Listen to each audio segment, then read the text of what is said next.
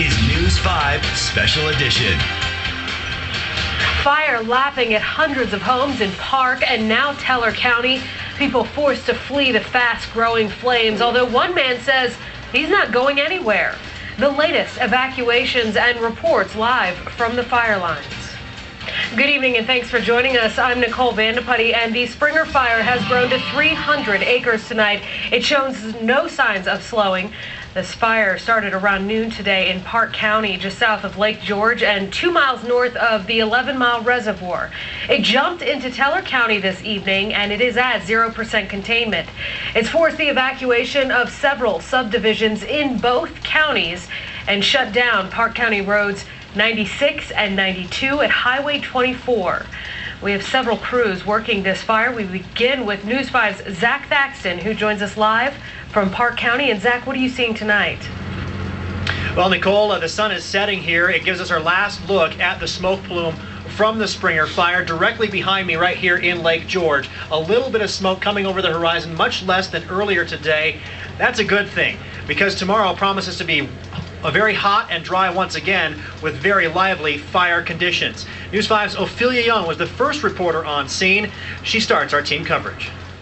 Of all three fires, this one is the largest. It's spreading in all directions at zero containment, mainly northeast, and is threatening communities in Park and Teller County. Meanwhile, here in Lake George, residents are on pre-evacuation order. That means residents have to be ready to leave any time now. Very much so. Dad? Yes. Residents dropped what they were doing. Yes. This flame. We should probably go past. Up to 200 homes were placed on pre-evacuation warning. We're getting ready to pack up some things that can't be replaced. And, everything that can be replaced will go if it goes. By late afternoon, communities around Wagon Tongue were asked to leave. Wagon Tongue and Echo Valley in Park County, the Circle C and Beaver Ranches in Park County, all of the residents along County Road 98 and 403 in Park County. 11 Mile Canyon was evacuated and closed only a couple hours after the flames ignited. The Lake George area has had 3 fires roughly in the last week. This one, 3 miles south of the city, grew to be 300 acres in about 6 hours. We're in a red flag warning today, and that means that we're under critical fire weather conditions, and that's going to pose a problem for firefighters here. On this day, that's perfect for birds.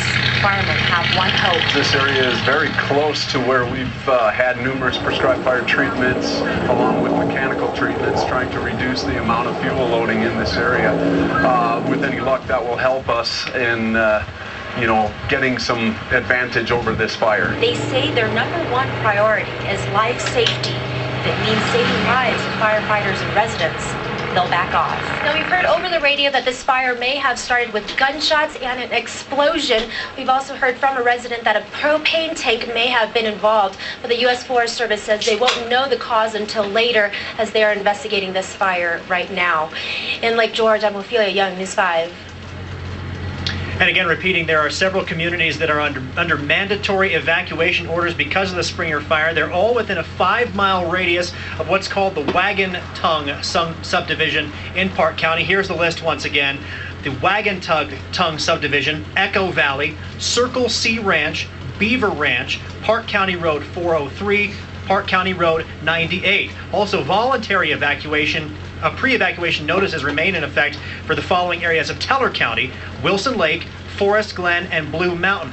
The entire town of Lake George is also under that pre-evacuation notice, as is the Indian Paintbrush subdivision. Now, 11 Mile Canyon was the first area that was evacuated, and it was a mad dash from the hills to escape those oncoming flames.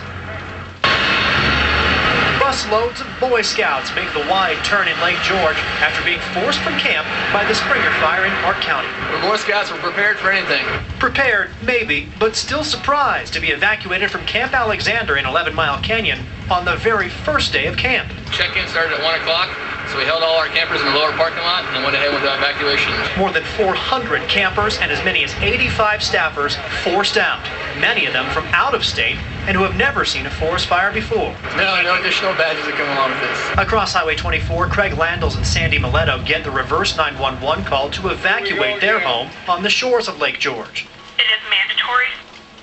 An entry back into evacuated areas may be denied. Well, it looks like I'm going to go ahead and pack up and evacuate. And I will swim across the lake if I had to, but I'm not leaving my home. Craig was here for the Hayman fire 10 years ago. You still see where the scars from it over across the lake there. He didn't leave then, nor for the other close calls in the past couple weeks. Captain of the ship.